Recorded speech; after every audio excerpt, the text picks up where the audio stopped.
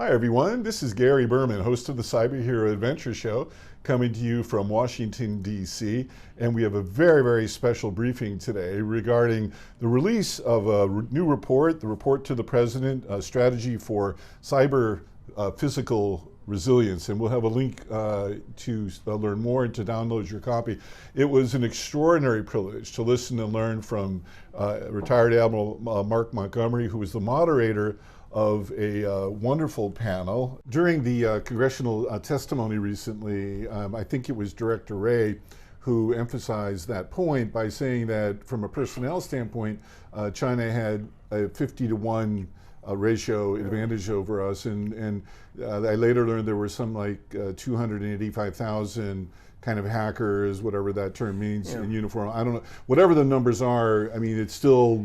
They have a significant advantage over us number-wise. That doesn't mean they're, I think there's a qualitative difference between our things. I'm sure. Yeah. But eventually quantity does have a quality all its own. And we see that in any kind of weapon system, and you eventually see it in cyber. So I would say, once you get to like 50-to-1, I don't know, I'll stipulate that he said that number. I don't know if it's true or not. That's a big number. And just, while on that topic of national security, which is, key to our audience and everything we do, TikTok, and now it's going on. What's your assessment, if you can say publicly? Sure. I mean, I fully support this effort to divest TikTok from ByteDance and the Chinese Communist Party. I help work on it, with Representative Gallagher and his committee. I believe it's the right thing to do to protect our national innovation and our security of our data. And to some degree, I don't think we should allow an adversary country to have the kind of levers to how information flows to our citizenry. Well, that has implications.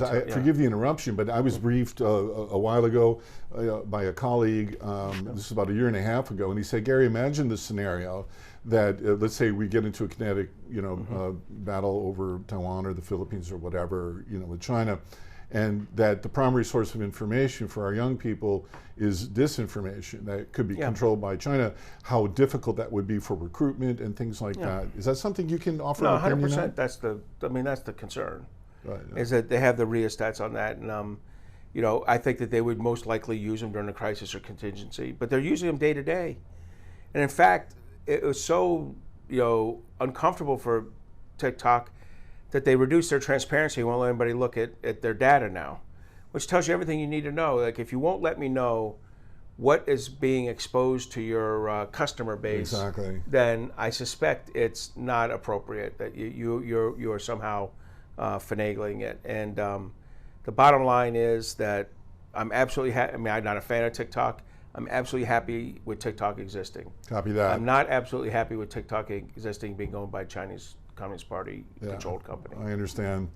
So wrapping up, we have to probably run here, but the last of the 4 objectives was develop greater industry board, CEO, and executive accountability, so that you have alignment, so that, to quote Director Easterly's, cyber risk is business risk. Can you amplify the idea of the board and upselling, or I don't know what the right word is? So our commission recommended something even broader, a change to Sarbanes-Oxley, the core oversight guidance law about financial service, about publicly traded companies.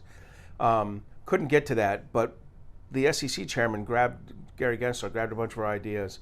He put it with some other stuff on incident reporting that I'll just set aside. People can disagree on that.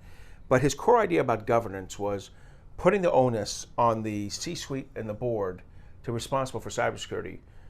Understand what's going on with the CISO. Make sure the CISO's in the meeting, the board meetings. Make sure he's not just getting run over by the CFO when he asks for budget money. Hold the COO. That was an interesting example. Someone brought that up and said, "Can you imagine going? If a CFO, had to report to the board, and he was asked, well, what's our financial condition? And he goes, well, I'm not really exactly sure.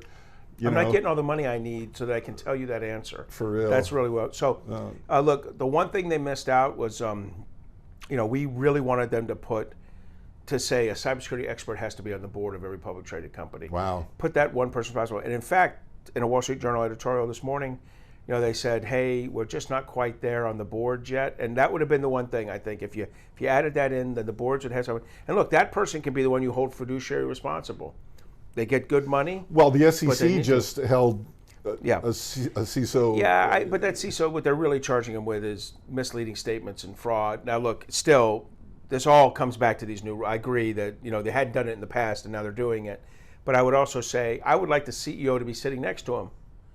I mean, the CISO don't sit there and go, I think I'm going to underfund myself 25% and see how it goes, right?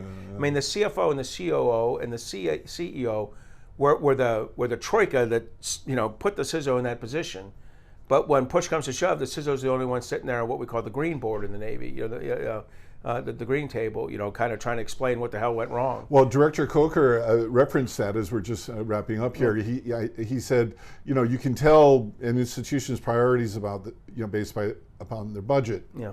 And so there were increases in budgets this year versus last year. Can you tell us about that? Yeah, I just say, wrap it up by saying, look, the federal government's making more and more investments in cybersecurity, more in both the civilian side and the military side. It's not perfect.